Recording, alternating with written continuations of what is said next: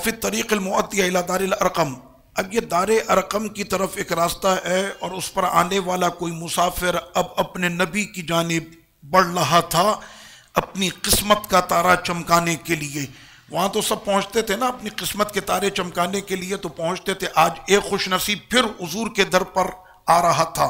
اطل رجل احمر شدید الحمرا، اور وہ شخص آنے والا اس کا رنگ سرخ تھا، نہایت سرخ۔ اقر الحاجبین، اور اس کی جو بھویں تھی وہ بڑی گھنی تھیں۔ کثیر الشعر، اور اس کے بال بہت گھنے تھے۔ لیس بالطویل ولا بالقصیر، اور وہ اپنے قد میں نہ بہت زیادہ لمبا تھا نہ وہ چھوٹے قد کا تھا۔ رجل طالما قلبت اقدار الحیات حتی رمت بھی اخیرا علی اطباط دار الارقم، اور اس شخص نے جہاں کی بہت ٹھوکریں کھائی تھیں اور جہاں کا اس نے بہت سفر کیا تھا، اور سفر کرتے کرتے اب وہ تھک چکا تھا، اور تھک ہارنے کے بعد آج وہ دار ارقم میں ہمیشہ کے لیے اپنے آقا پر فدا ہونے کے لیے آ رہا تھا۔ یہاں تک کہ ہنالک التقى عمار بن یاسر الذی ابتدرہ بالسوال، اب جب وہ شخص دار ارقم پر پہنچا تو ملاقات ہوئی حضرت سیدنا عمار بن یاسر رضی اللہ عنہ سے، تو انہوں نے پوچھا ما ترید، کیا چاہتے ہو؟ وَأَجَابَهُ ما ترید انت، تو اس آنے والے نے کہا کہ تم کیا چاہتے ہو؟ فقال عمار، تو سیدنا عمار نے کہا اردت ان ادخل علی محمد فاسمع کلامہ، میں یہ چاہتا ہوں کہ میں آقا علیہ الصلوۃ والتسلیم کے دربار میں داخل ہوں اور میں ان کی گفتگو کو سنوں۔ قال وانا اريد ذلك، تو اس آنے والے نے کہا کہ میں بھی یہی چاہتا ہوں۔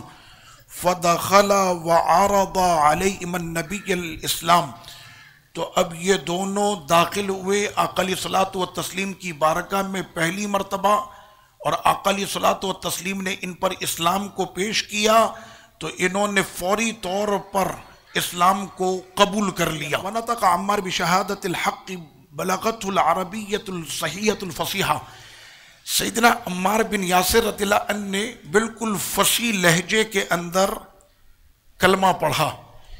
میں بار بار اپنے سننے والوں کو اور اپنے دیکھنے والوں کو یہ کہتا ہوں کہ فیکٹریاں تو ہم نے 3 4 بنا لی، لیکن معذرت کے ساتھ 2 کلمے ہمیں صحیح پڑھنے نہیں آتے۔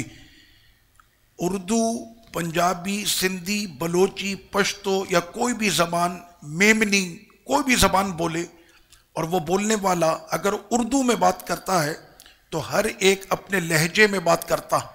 پٹھان اردو بولے اس کا اپنا لہجہ ہے، سندھی اردو بولے اس کا اپنا لہجہ ہے، پنجابی بولے تو اس کا اپنا لہجہ ہے، میمن بولے تو اس کا اپنا لہجہ ہے۔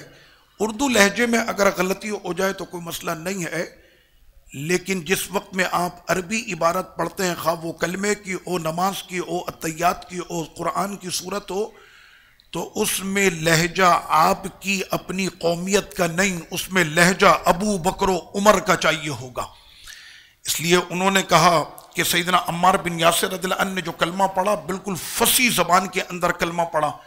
بڑے افسوس کے ساتھ مجھے کہنا پڑتا ہے کہ نکاح کے وقت میں نے دولہے کو دیکھا کہ اس سے پہلا اور دوسرا کلمہ جب پڑھایا تو اس کو پڑھنا نہیں آ رہا تھا۔ آج ہمیں چیک کرنا ہوگا کہ ہم نے دعویٰ تو اس بات کا کیا ہے کہ ہم نبی کا کلمہ پڑھتے ہیں اور ایمان والے توحیدی ہیں اور ہم محمدی ہیں، کیا ہمیں اس پیارے آقا کا کلمہ بھی پڑھنا آتا ہے کہ نہیں آتا، یا صرف ہمارے شناختی کارڈ میں لکھا ہے کہ ہم مسلمان ہیں اور یہ اسلام ہم کو تحفے میں سجا ہوا ملا ہے۔ پوچھو ان لوگوں سے اسلام کی قدر کیا تھی جو زمانے کی ٹھوکریں کھانے کے بعد آمنہ کے لال کے در پر آتے تھے کہ اگر دلوں کو قرار ملے گا تو اسی دربار میں ملے گا۔ تو انہوں نے فصیح زبان کے اندر کلمہ پڑھ لیا۔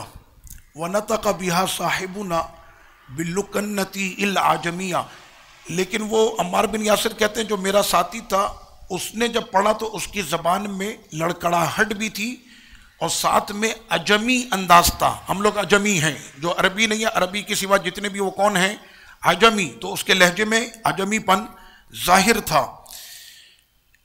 لیکن جوہر تلک الکلمات قد حفر فی قلوبہم حفرا عمیقا، لہجہ بھلے اس کا عجمی تھا اور ان کا فصیح تھا، لیکن جب یہ کلمہ پڑھ رہے تھے تو محسوس ہو رہا تھا کہ دل کی اندر گہرائی میں سے ان کی یہ صدا نکل رہی تھی، اور آج وہ کلمہ پڑھ رہے تھے اس یقین کے ساتھ کہ اللہ تعالیٰ کا وجود ہے، اور آقا علیہ الصلوۃ والتسلیم ہی اللہ کے رسول اور ہمارے نبی ہیں۔